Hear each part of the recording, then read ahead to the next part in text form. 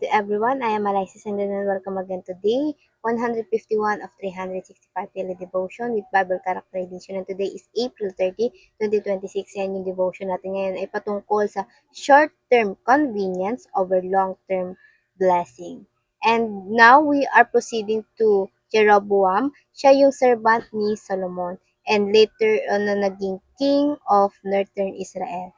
Same term with Solomon's son, si Rehoboam, ruling in southern kingdom. But Jeroboam did evil in the sight of the Lord and his people. And for our scripture for today, ito ay mababasa natin sa 1 King chapter 12 verse 26 to 30. Because there is a tension between the kingdoms because he knows Israel or mga Israelite worship Yahweh at his temple located in Jerusalem, which is yung sakop naman ni Rehoboam. Si Jeroboam, sinabi niya sa kanyang sarili, if the people keep going to Jerusalem to offer sacrifice at the Lord's temple, someday they will want to be ruled by their old master. They will want to be ruled by King Rehoboam of Judah, and then they will kill me. So, the king asked his advisor what to do. They gave him their advice and King Jeroboam made two golden calves. So, very idolatrous. He said to the people, you don't have to go to Jerusalem to worship anymore. Israel, these are the gods that brought you out of Egypt. So yung two calves na golden calves na kanyang ginawa ay yun yung tinuro niya sa mga Israelite na Diyos nila. King Jeroboam put one calf in Bethel and the other one in the city of Dan. So kabilaan ito, kabilaang dulo, isa sa south at isa sa north. What a terrible scene this was because the Israelites started going to the city of Dan and Bethel to worship the calves. So magkabilang dulo itong pinaglagyan niya ng calves yung worshipin nila.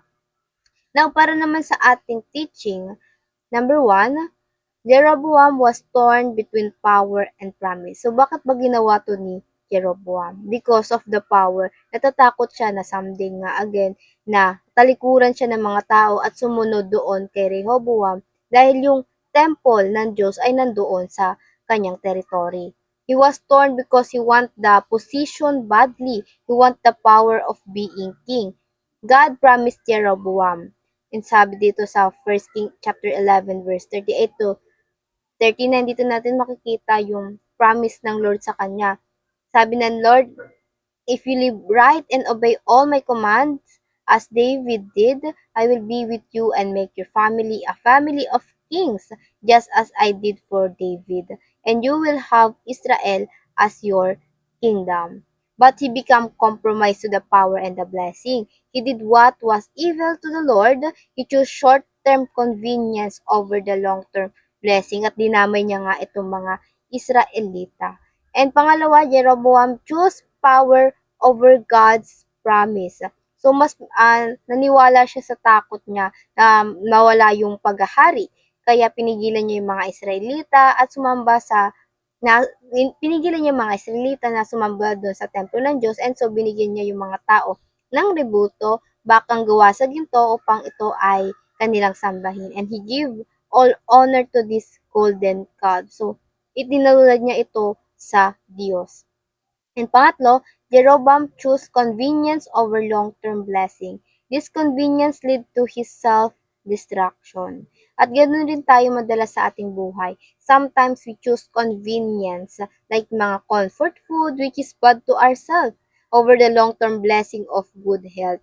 Yung comfort na higa maghapon, sokmed maghapon, kesa yung long-term blessing ng pagiging productive. So, kahit sa atin, in different way, nagagawa rin natin itong nagawa ni Jeroboam. So, be very careful about ourselves.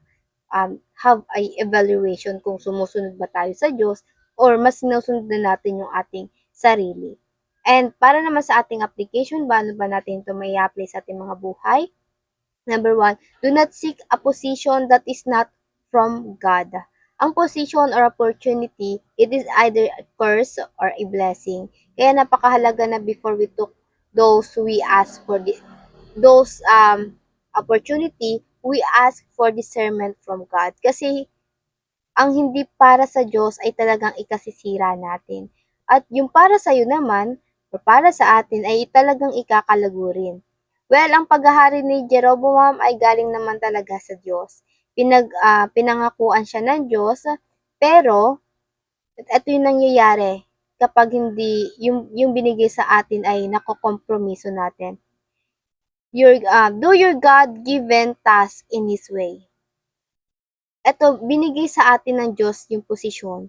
And also, we have to take the path, take yung way ng Lord, hindi yung sarili nating way. So, dalawang choice lang ito. If the position is not from God, do not grab. But when it is from God, pagbutihin mo.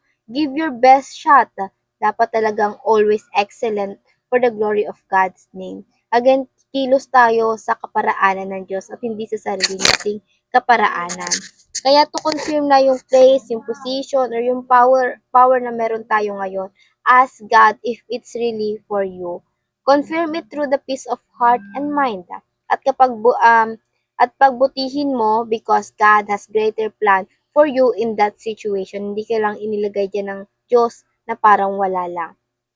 Mayroon palaging kapalit na mission nito at meron ding namang favor. Kaya pangatlo sa ating katuruan, do not turn away from God's favor. Choose love over fear. Do not fear do not fear if you lost your people or the position or yung power. Isa lang naman meaning noon kapag nawala yun sa'yo is that it's not meant for you. It will harm you but rather choose always love, the love to the Lord to and to His people, sa kapwa mo. Wherever God wrote you in, His favor always there. Diyan kanya papalaguin, papalakasin, there where He makes you able. Kaya dapat, again, laging pray to God na for discernment and the wisdom. So again, nasan man situation tayo ngayon right now, if that's where God brought you in, andyan rin yung favor niya. Just do it in God's way and do not turn away from His favor and blessing. At ayun lang po for our teaching and application and para naman sa ating reflection, why is it bad to have a position that is not given by God? And pangalawa, when we are promoted, why it is important to perform our task in God's way? And before we finally end this devotion, let's have a short closing prayer and let's pray.